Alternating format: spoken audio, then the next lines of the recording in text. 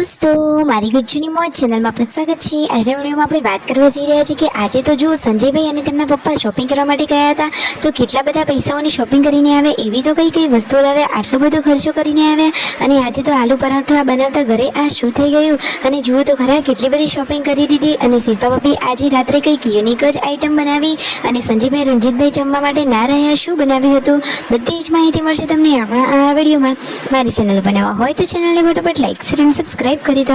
Full video in life of Thakor channel દોસ્તો ફૂલ વિડીયોની link ડિસ્ક્રિપ્શનમાં મૂકેલી છે, ત્યાં જઈ તમે આખો વિડીયો વોચ કરી શકો છો। આવી ટૂંકી ટચોકડી લાઈવ લેટેસ્ટ ટ્રેન્ડિંગ માહિતી મેળવવા માટે કરી દો મારી ચેનલને ફટાફટ સબસ્ક્રાઇબ। તો ચાલો દોસ્તો વધારે રાહ ન જોતા આપણે વિડીયોની શરૂઆત કરી દઈએ છીએ। તમે વિડીયોમાં લાઈવ જુઓ કે શિલ્પા ભાભી તો આજે બનાવી રહ્યા છે સરસ મજાના સવારે સવારે આલુ પરોઠા।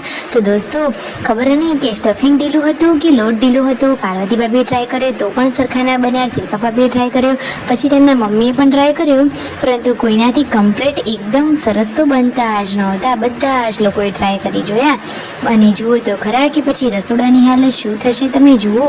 આજુબાજુ તો કેટલું બધું રસોડું આવું બની ગયું છે, પરંતુ હવે શું કરીએ, હવે જે કામ લીધું છે એ પૂરું તો કરવું પડે ને। પછી એકાદ બે આ રીતે તેમના મમ્મીએ બનાવ્યા અને પછી રાકેશભાઈને આઈડિયા આવ્યો અને તેમને સરસ મજાના ગોળ ગોળ મોટા મોટા આલુ પરોઠા બનાવ્યા। સંજયભાઈ તો નાસ્તો કરવા માટે બેસી પણ ગયા છે, સરસ મજાના આલુ પરોઠા અને સાથે છે દહીં। અને અહીંયા જુઓ લેડીઝ પાર્ટી બેસી ગયા છે નાસ્તો કરવા માટે। અને જુઓ અહીંયા રાકેશભાઈ ગરમા ગરમ આલુ પરોઠા ઉતારી રહ્યા છે। તેમને આઈડિયા કર્યો કે એક રોટલી ઉપર સ્ટફિંગ ને એના ઉપર પછી બીજી રોટલી, એ રીતે એમને બનાવી દીધા। અને બહારથી કરી હતી થોડીક વસ્તુઓની શોપિંગ, તો બધી શોપિંગ પણ હવે કરી લીધી છે। અને જુઓ ઘર આગળ રેતી નંખાવી છે, જમવાનું પણ રેડી થઈ ગયું છે।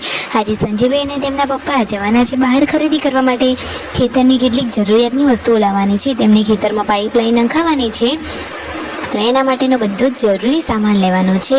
પછી તેમને ઝાટકા મશીન લાવવાનું છે, પછી બિયારણ લાવવાના છે, અને પછી લાવ્યા છે દવા છાંટવાનો આ પંપ। તો આજે તો દોસ્તો તમે વિચારી પણ નહીં શકો, તમે ચોંકી જશો એટલા બધા પૈસાઓની ખરીદી કરી છે।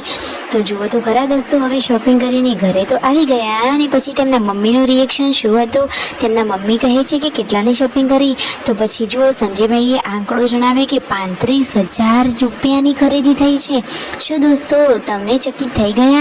અરે પાઇપોનો ખર્ચો અને આ બધી તમને વસ્તુઓ ગણાવી તો ખેતીવાડીમાં તો ખર્ચો તો થાય જ ને, ઉત્પાદન કંઈ ના મળે પરંતુ ખર્ચો વધારે થાય, એનું નામ જ ખેતી। છોટું બેબી તો જુઓ કેટલું સરસ મજાનું ટગર જોઈ રહ્યું છે। અરે હંમેશા એ આમ જ ખુશ રહે, કોના જેવું લાગે છે, થોડું જેન્સી જેવું લાગી રહ્યું છે। પૂનમ ભાભી અહીંયા તેને રમાડી રહ્યા છે ને કહે છે કે બાબા તને કાળું કહે છે તો તું તારા હાથ વ્હાઈટ છે એવું જ વ્હાઈટ થઈ જજે। હવે સંજયભાઈ અને રણજીતભાઈ ગાંધીનગર તેમના કામે જવા માટે નીકળી રહ્યા છે અને આજે શિલ્પા ભાભી ડુંગળીનું શાક જ બનાવ્યું હતું, નવી કોઈ રેસીપી નથી। સબસ્ક્રાઇબ।